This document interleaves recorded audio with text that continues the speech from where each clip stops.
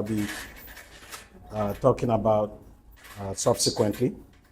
And then we will look at, what premium actually means, and then who is paying premium, and how you tend to engage with this segment of people.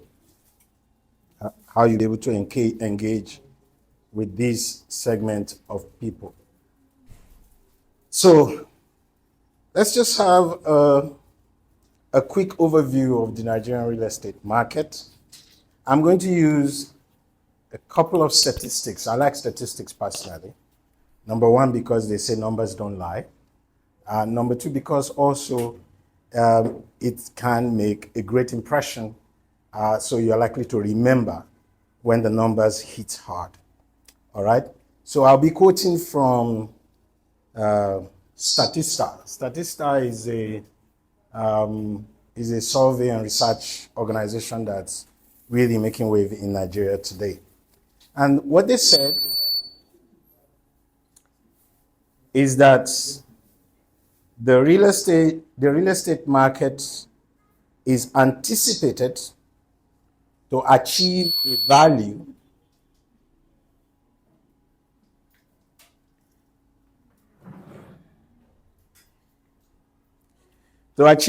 of about, wait for it, $2.6 trillion in Nigeria in the year 2025.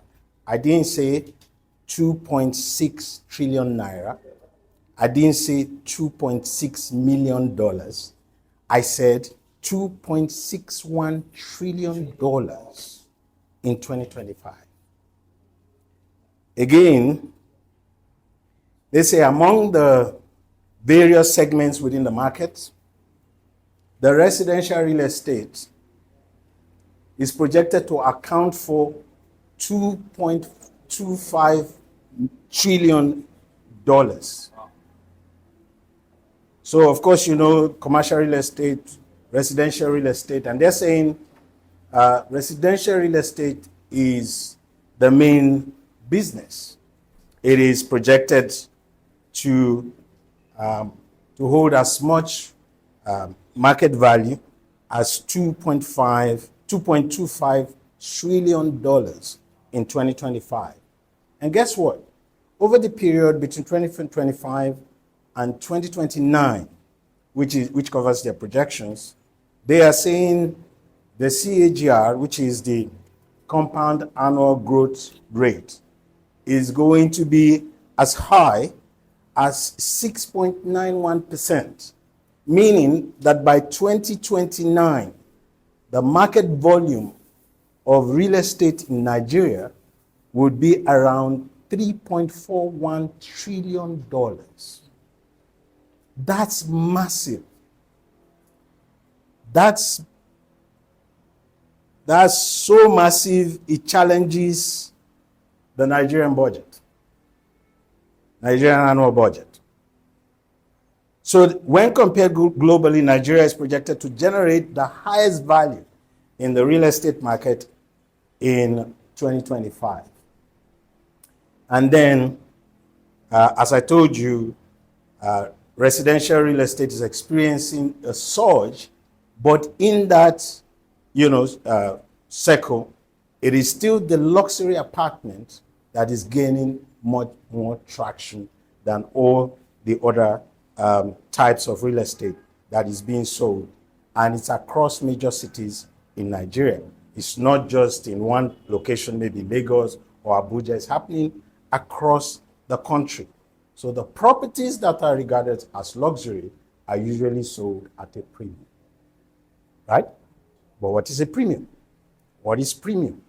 Premium, broadly speaking, is the amount that you pay over and above the basic or fundamental value of any asset or object, right? What you pay over and above or above and beyond the intrinsic value, the fundamental value of that item is what you classify as premium. Now, assets usually trade as a premium maybe because of scarcity, or because of high demand, or because of, a perception of increased value either in the present or in the future.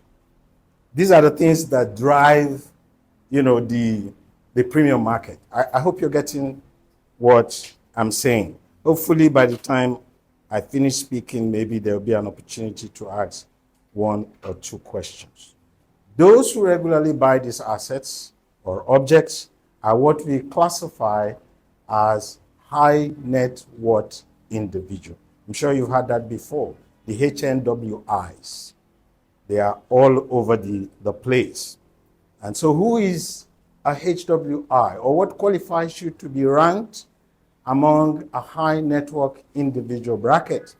In Nigeria, traditionally, it is said that anyone who has more than $1 million, okay, whose financial assets exceed $1 million. In the US, I think recently it's about $2.5 million. But generally speaking, these individuals are part of a global elite that, that possess the means, to invest in various asset classes. You know that real estate is not the only, asset class there are several other market classes. In Nigeria, this title traditionally belongs to people of the older generation who made their money from construction, from manufacturing, from trading, or from, oil. They are the ones we call old money. They are traditionally the people we refer to as high net worth individuals. But that demographic has since shifted. It's changing and changing daily. The landscape is now redefining itself.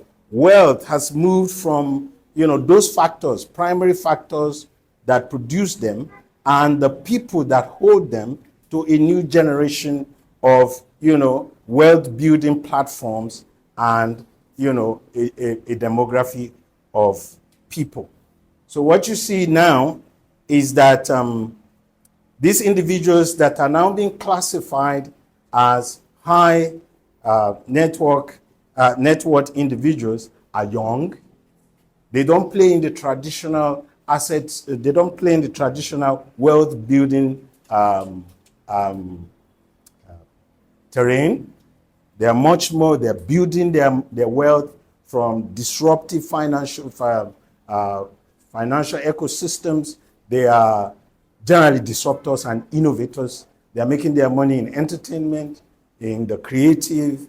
They are making their monies in, tech. That's where all, the new money is coming from. And they're made up of a crop of young people that are now defining and actually controlling this wealth bracket that have now made their way into that group to be regarded as high net worth individual. I was reading, according to Afri-Asia banks, according to Afri-Asia's banks 2023 wealth report on Nigeria, Nigeria has 9,100 high net worth individuals. 9,100. Meaning that you have at least not less than 9,100 millionaires in dollars. That's what it means. Okay? And they control a total of $207 billion in wealth. So you can see their war chest. They have a lot of money. Like I said, they are tech innovators, entertainment gurus, financial disruptors, digital entrepreneurs, and affluent Nigerians in the diaspora. These are the people who control the bulk of the resources in our economy, and they are the ones that we now call the HNWIs. Okay? The interesting thing is, you look at these people and you're asking, where are they putting their money? because that's how you know where the money is, okay? Where are they putting their money? The report that Statista also has is that not less than 25% of the gross asset of these people is kept in real estate. They are investing not less than 25% of their wealth in real estate. So you do the maths.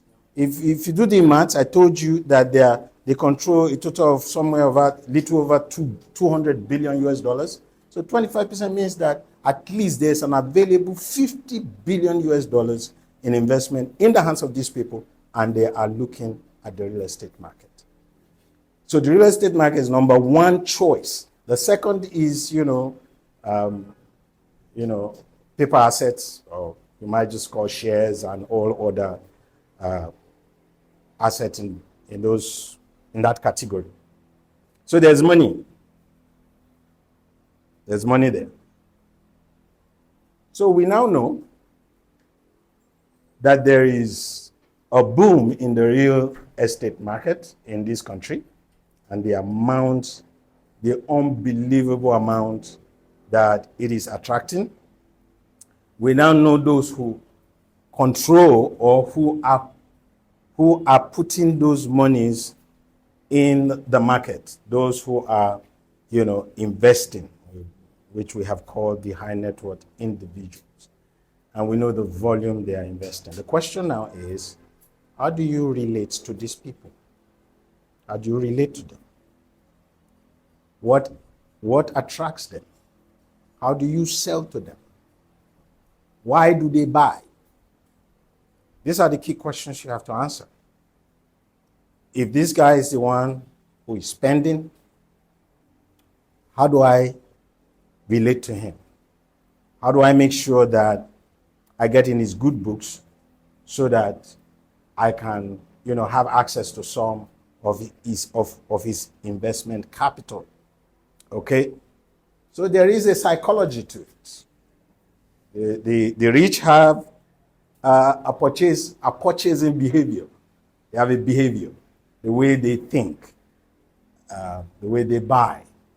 So, and it's a combination of psychological, social, and emotional factors that drive their purchasing decisions, drives their decision making, right?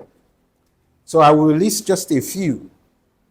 I will first list a few of the things that, what drives them, all right? What drives their investment decisions. Number one is prestige and status, all right? Wealthy people want symbols of success. They want to, assure themselves that they have become successful. But they also want those who are watching to also know that they have become successful. So status and prestige often drives, the purchase of luxury items. It's not just, we're talking real estate, so we are situating, but it's all the other things. Why do they buy a Ferrari? Okay, considering the cost of a Ferrari, and it's still a car. You buy that in Nigeria, you may never find the road to drive it, but you will still buy it, right? Why do they buy a Rolex? Why do they buy these other, expensive brands? They buy them primarily as symbol of achievement. Okay? They buy them as symbol of achievement. It is part of the toy that you can show, your Rolls Royce. Yeah? Okay? You may never drive that Rolls Royce more than once a month. Once in a quarter. But then it is parked in your garage or your front porch. So anybody who drives in knows, this is happening. It's happening.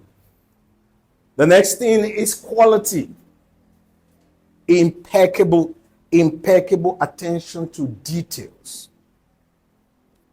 They are concerned about details, not Not just when they look at a place, they're checking out the details. You know what I mean? They're looking at the finishes. They're looking at, they enter your toilet, they're looking at all of the plumbing holes. Try to make sure, see the way you pay attention to that. It's so important. Unfortunately, in Nigeria, we don't manage details at all. We don't pay attention to details. We just put it and then, we have tried. There's no we have tried with these people. They want the utmost best. Okay? They've worked hard for a very long time, and now they don't want rubbish. They don't want nonsense. They want good quality. All right? So they want properties that showcase that when they are making their decisions. They value convenience a lot. Convenience is not just about whether it's close to the airport or whether it's close to, the shopping mall. Convenience is also about you. You who want to deal with them. How quick are you to respond? Do they have to be looking for you? Do they have to call you twice? Do they call you and you give excuses? Oh, there was traffic. You should factor traffic into going to that meeting, right? So convenience is a big deal. They want seamless transaction. They want problems solved. They don't want people to bring problems to them. They want people to take problems off them. So they are looking for problem solvers, all right? They are constantly looking for people with capacity to solve problems. And they are willing to pay. This is the good news. They are willing to pay. That's why they fly private jets. They can't wait for commercial airline. They don't have time.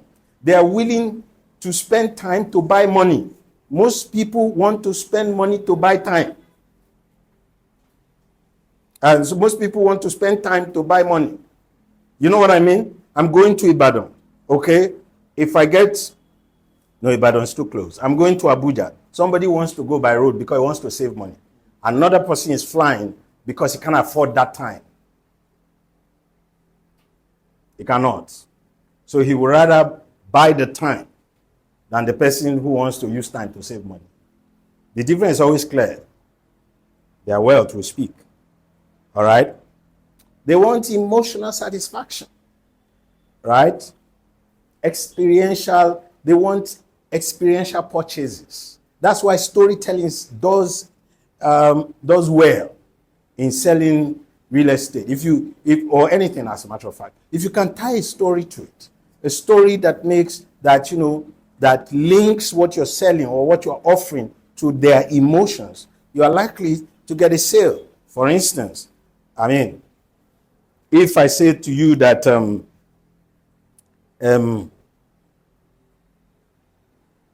you don't have to go to the island to experience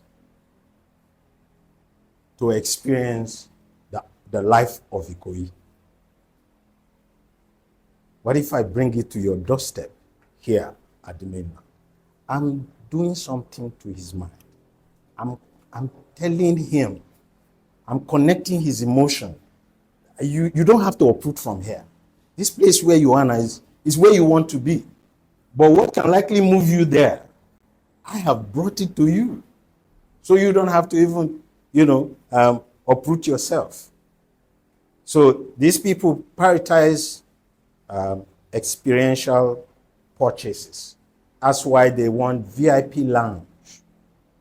They're going to travel in the next, 40 minutes. But they want to sit where they start to experience the journey already in business class or in first class that they are flying. Why would you go to the general lounge and then from there go to first class or business class? You want to go to the lounge. So you start already experiencing, and that VIP lounge is similar to your living room. You get what I'm saying? It ties to the kind of comfort you get in your car. So all these things are linked. You understand? So they want exclusivity. They want off-market items. They don't want to find everything what they have in everybody's house. They want it to be exclusive. You can tell them, this thing that I'm giving you now, you can't find it anywhere again. Okay? or this edition of the car, there are only 20 of them in the world. That's the kind of thing. It matters to them because they get emotional fulfillment and it creates memories for them. Let me just add one more before I then go on to talk about the different strategies. Diversification. These are very savvy people. They know how to move money. They know how to generate, regenerate, deploy, multiply, store money. So they're always looking for how to, diversify the spend on items that will help them, protect their assets, protect their money. They want their money safe. All right. Good. So we've talked about what drives them, what drives their decision making. Now let's look at catering to them specifically. Like I said, when you have people who are discreet, who have labored, worked hard, and are doing well in their field, they want to be catered to by people who know what they're doing, right? They want to be catered to by professionals. They want people who have a deep understanding of their unique needs so that they don't have to be explaining to you. They don't have time to be giving you detail, trying to school you so that you can now come to their level. No, they want you to already have an understanding of their unique needs. They seek exceptional services, exclusive and exceptional services. So when it comes to real estate, they are looking for exclusive properties. They are looking for iconic properties. They want something that has history or that will deliver history, sometime in the immediate future. So they like to, put their money in that. They like personalized attention. You cannot be dealing with them and dealing with so many others so that you are turning between, how to, always be there at their beck and call. They are used to it. They want at the snap of a finger, something happens. And you better be part of those who can respond to the snap. Otherwise, they will move on. And, But the good thing is this. When you get into the circle of these people, oh my God, it can radically transform your life. Because it's so easy for them to open doors for you. Whether meeting them somewhere, or people see you hang around them or be with them, it can change perception about how people see you. All right? Okay, so we need to build relationships with this group of people. I've said a bit already, so I will say number one, understand their unique needs. You need to understand their unique needs so that you know what they are looking for. They want properties that align with their lifestyle and status. So you need to know what you're offering. Maybe it's a waterfront property. Maybe it's an exclusive estate, that has all of the, bells and whistles that you can ever think of. Maybe they usually want security. They want they want top-notch security. All right? So you have to understand their needs, their goals, and so that you can know what to bring, know what to suggest, and then know how to guide them. In a hotel, and maybe they have preferred location that they go often. Then you can suggest a vacation home. Who knows? And he says, yeah, I haven't even thought about that. Yes, a vacation home. That'll be a nice one. You have one? Of course you have one. That's why you are talking about it. All right, so you need to know their unique needs. That means you pay attention. You must offer personalized services. Personalized. Like I said, you anticipate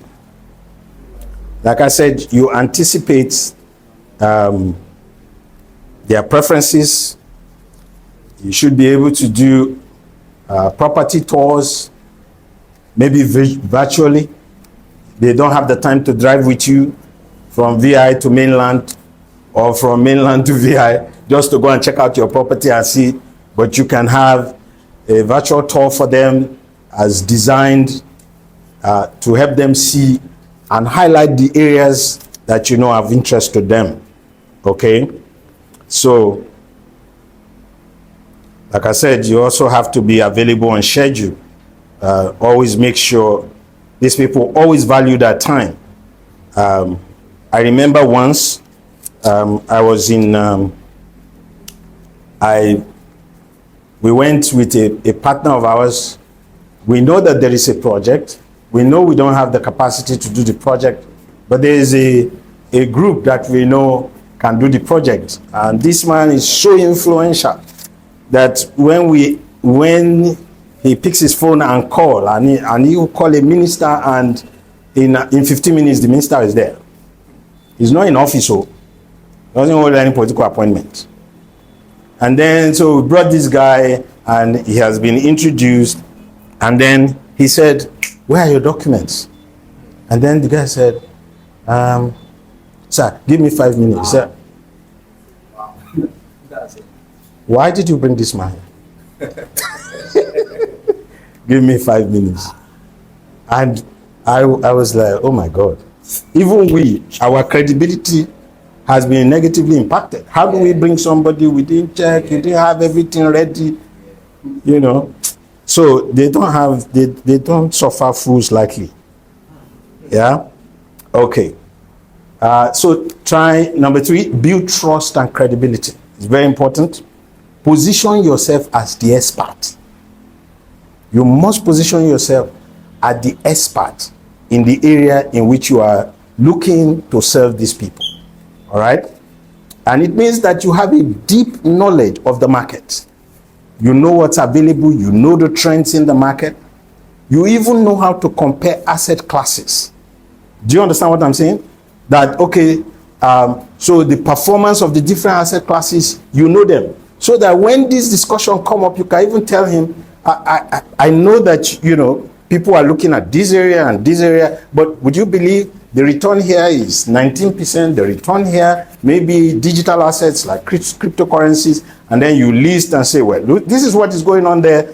You are just knowledgeable. You are knowledgeable. You know the dynamics in the setting. It's very good. They would be looking to have you around often because they know that, you know, you are good. All right? You must be willing to protect their privacy. This is so important. Protect their privacy. Any information that you, by any chance, come across about them or while you're with, it has to be something you never discuss, not even with your spouse. Keep their confidence, their confidentialities. Keep their confidence by keeping their confidentialities. Okay? All right. So discretion is paramount. Number what now? Let me see if you're following. You are not following me, guys. You are not following me. Number what? Okay, I'm sure I'm on number 4 now. Aha. Okay. So get into exclusive circles. If these people deal in exclusives, they will only operate in those terrain. So get into exclusive circles. Find out, you know, where wealth managers are having conferences. Go there. Those are the people who are managing their money. Do you understand what I'm saying? Yes. Because you need, if you don't know him directly, you need someone who knows someone who knows them, right?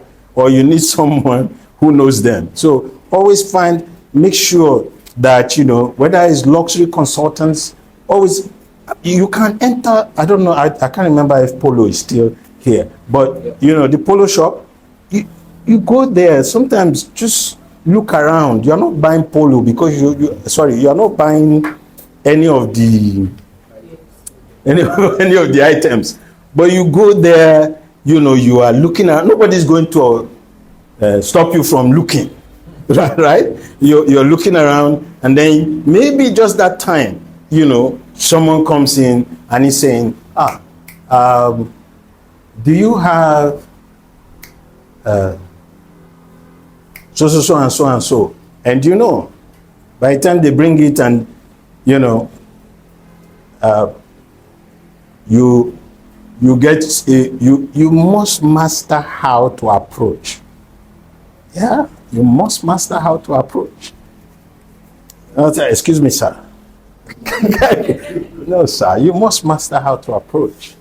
You learn those things, okay? You know, sometimes, now I'm not saying you should do this, but at some levels, just fly business class. I didn't say international, just fly locally first.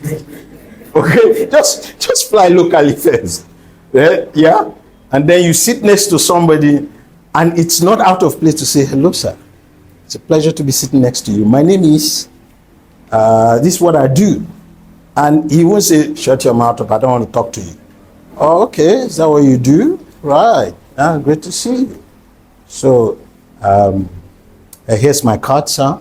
It'd be a pleasure to just, you know you more, and get to see if I can do anything to serve you, you know.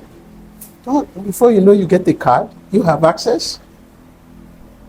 All right. So I say fly business class, and all of you are doing like, what is he talking about? Is this man all right? I'm very all right. There's no left in me. Okay. All right. Okay. Try and get used to and know latest technologies, right? Have insight into the use of these to be able to further your cause, drive your products marketing. Is very important.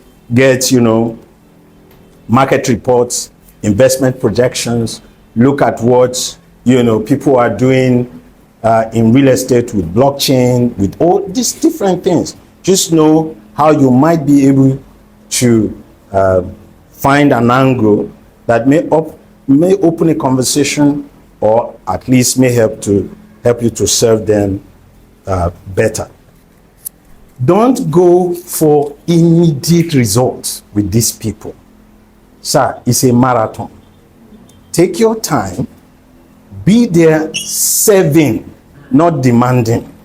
You know, using this word, if there's any way I can serve you better, if there's any way I can alleviate any area of concern where I can be of help to you, sir, I just want you to know I'm available.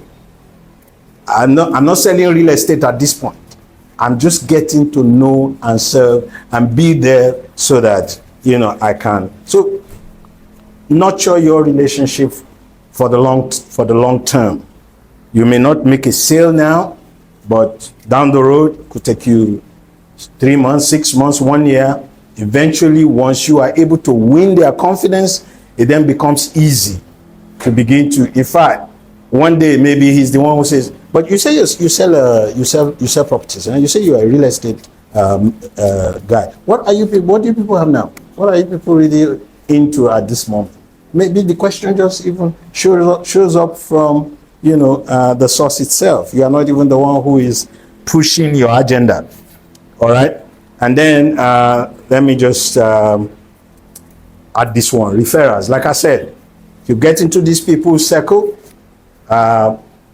then you have access to be able to meet their friends. And you know, they don't make friends with poor people, right? Rich people make friends with rich people. So you want to get referrals from them so that subsequently they can put a call through to someone, get you an appointment, and you can further your advantage. Finally, what is the turn-off? Some of the things I've already said, there are loads of turn-offs. So if you look at the opposite sides of some of those things, you see where the turn-offs are. But let's talk about, real estate itself. one of the greatest turnoff of these people that I've seen is high transaction cost. They just don't think that some of the ways that some of the kind of transaction cost involved today, and it's rising every day. We used to do 5% and then 10. And then now, you know, in renters, you have to do, you have to do a caution fee, right? So sometimes the caution fee is almost half a year's rent, you know. All those things, transaction cost now is really becoming a concern for these people, because they do not believe that those kind of money should be leaving their pockets. I remember sitting with some very wealthy guy. He's into dual citizen. They sell passports. They just sell second citizen. And I was in his office, and he said to me, I don't always ever like money to leave my pocket. The money should leave the other person's pocket. He said, that is when you are really in business. The money must be coming from somebody else's pocket, not your pocket. And I thought, my God, change how you think. So maintenance cost, all these things, they are very important. I think more and more artisans create a big problem in this industry, and there has to be maybe a product. I think at the end of the day, something we may even look at, you know, to try to begin to train and educate artisans on the need. They will make a lot of money, but right now is a problem. They are not reliable. Their quality of work is bad. There's too much wahala, and sometimes it's a big turnoff. Do you know now that Julius Berger established a company exclusively for this purpose? They will provide your plumbing, electricity, because these people don't want wahala. It's a Julius Berger subsidiary, and what it does is just property, not management as in collect rent. No, the owner is living inside, but but they want to make sure there's no water issue, there's no AC issue, there's no, and then start to call Hakim, and Hakim is not answering his phone call. No, they don't want these problems. All right, I hope what I shared was helpful. It's my pleasure. Take care.